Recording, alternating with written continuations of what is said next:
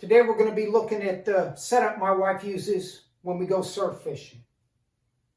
I'm going to go over the brief overview of the specs, and then I'm going to go over how we set them up and then how she uses them. So the first rod is a 8-foot one-piece Tica TC2. It's the older version. It's a medium heavy, 10 to 25 pound, 3/4 to 3 ounce. And the reel is a Penn 450 SSG, and this combo here is 13 years old. The other rod she uses is a 8-foot Star Stellar. It's a 2-piece rod. I leave it put together most of the time.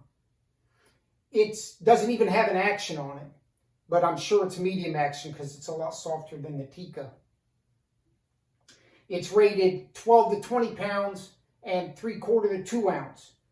So it's lighter and it's softer than the 8-foot Tica. That's why she's been using this a lot. Past couple of years, she uses this most of the time. She likes it better than Tica. This is not the Star rods that's made in America. They stopped that a few years ago. They're made in China and they're not the same rods.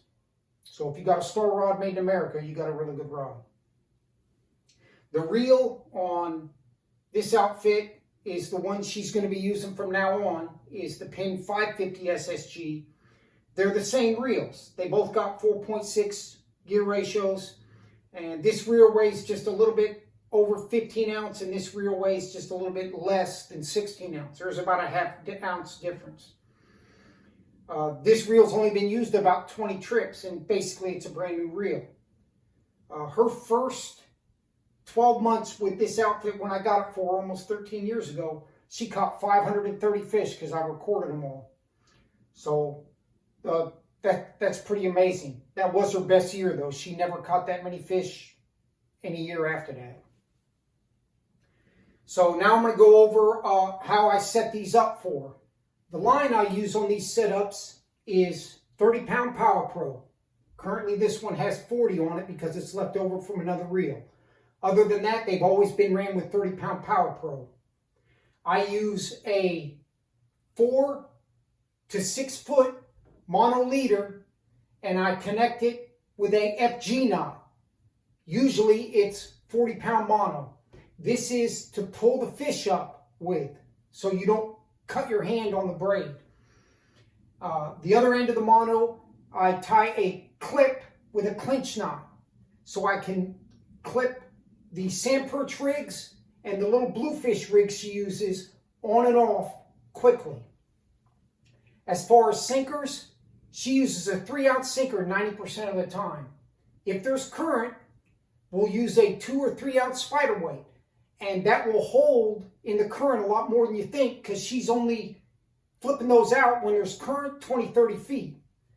Sometimes even those spider weights won't hold and you can't even fish. But that allows these rods to be used a lot more. If you didn't use the spider weights, you'd be limited on what you can do, because sometimes in the summertime she does use a 2-ounce sinker.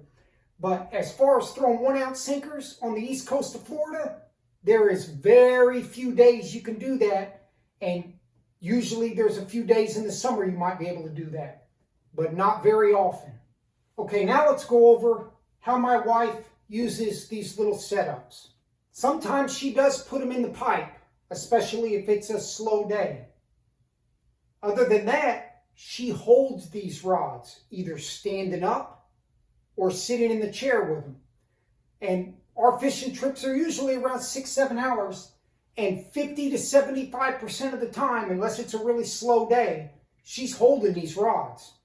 Obviously, when you do that, your chance of catching the fish when you get a bite is a lot more. So she's like a bait machine when she's using this little rod. She usually fishes between 15 feet and about 30 yards. Sometimes she fishes as little as less than 10 feet, because right at that first little drop at the edge of the surf, the sand fleas get stirred up and everything comes in there to feed on them. And her biggest whiting's caught on the sand fleas. For bait, she uses the sand perch rig with the fish bites. And then she catches the sand fleas. She's obsessed with the sand fleas. And we don't buy any. She just catches them with her bare hands. She's pretty good at it. You see where the ripples are in the sand and she'll get them.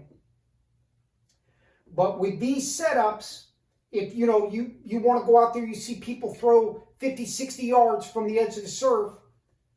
The vast majority of the time, my wife is going to tear them up 15 to 20 foot out.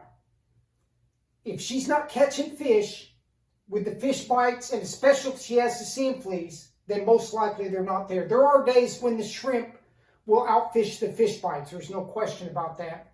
But we haven't used shrimp since we started the channel.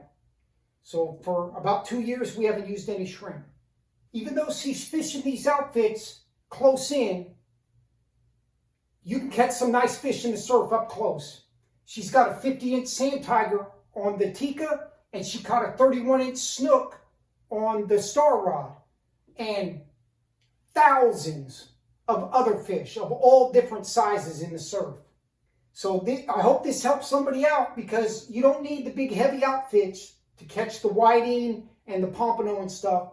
And the vast majority of the time, if you're fishing the first cut, you can catch just as many fish as if you're trying to get out past the sandbar into the second cut, where definitely you want a longer rod, 9 or 10 foot.